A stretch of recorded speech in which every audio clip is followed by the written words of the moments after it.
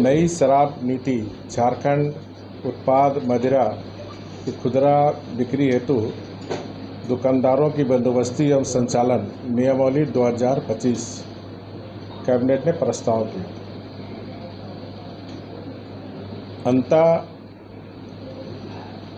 झारखंड की हेमंत सरकार ने एक बार फिर माना कि हमारी सरकार के समय बनाई गई नियमावली वर्तमान सरकार द्वारा बनाए गए नियमों की तुलना में ज़्यादा राज्यहित और जनहित में थी।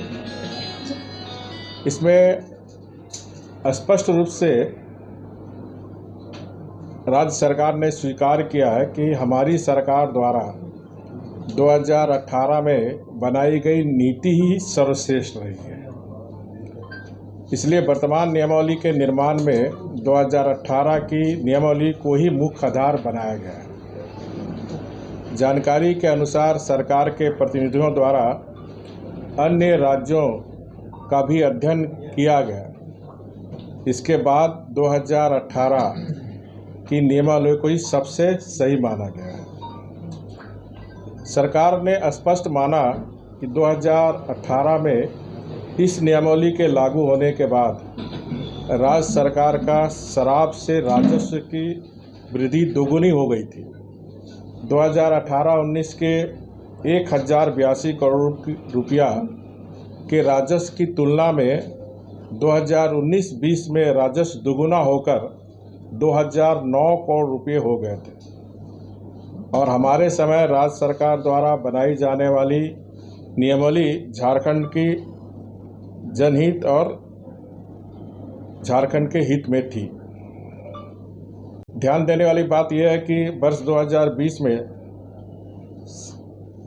हेमंत सरकार ने 2 बार नियमावली को बदली की गई है।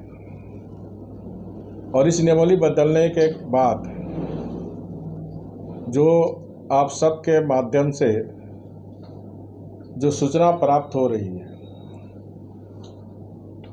कि आज जिस नियमावली को जो बनाने का काम किया था, उस समय उत्पाद सचिव थे, मुख्यमंत्री के प्रधान सचिव थे, आज होटवार जेल में। और जैसा कि समाचार पत्र मीडिया के द्वारा ये जानकारी आ रही कि ये 100 करोड़ से भी ज़्यादा घोटाले के मामले हैं। लेकिन मेरा आरोप है ये 100 करोड़ नहीं, ये कम से कम 600-700 करोड़ रुपए का शराब नीति में घोटाला होने का काम हुआ। झारखंड की जनता ये भी जानना चाहती है राज्य सरकार से कि 22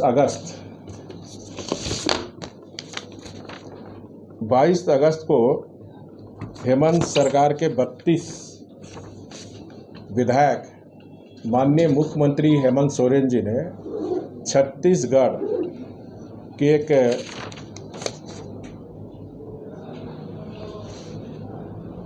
होटल में भेजने का काम किया।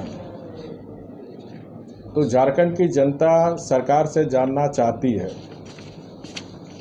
कि उस होटल का जो करीब 1 सप्ताह तक 22 से लेकर 31 अगस्त तक झारखंड के 32 जिसमें माननीय मंत्रीगण भी थे, विधायकगण भी थे, उनका पेमेंट कौन किया? सरकार किया कि छत्तीसगढ़ का शराब माफिया किया? क्योंकि छत्तीसगढ़ का शराब माफिया की नीति झारखंड में भी उसी समय 2020 में लागू की गई।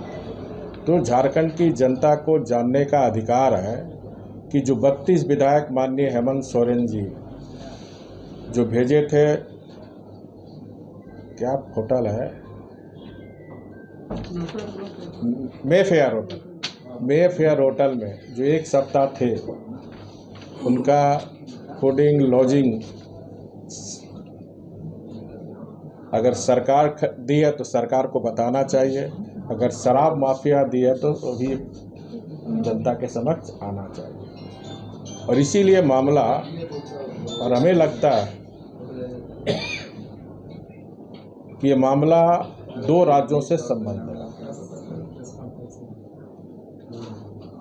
और ये मामला ऑलरेडी छत्तीसगढ़ सरकार ने 5 दिन पहले ही सीबीआई के रिकमेंडेशन ने सीबीआई इस केस को ले लिया। तो माननीय सीबीआई जी से मेरी मांग होगी कि अविलंब इस शराब घोटाले के क्रम में ये जो 32 विधायक माननीय हेमंत सोरेन जी जो रायपुर के मेफेयर होटल में एक सप्ताह तक जो थे, उसकी भी जांच हो।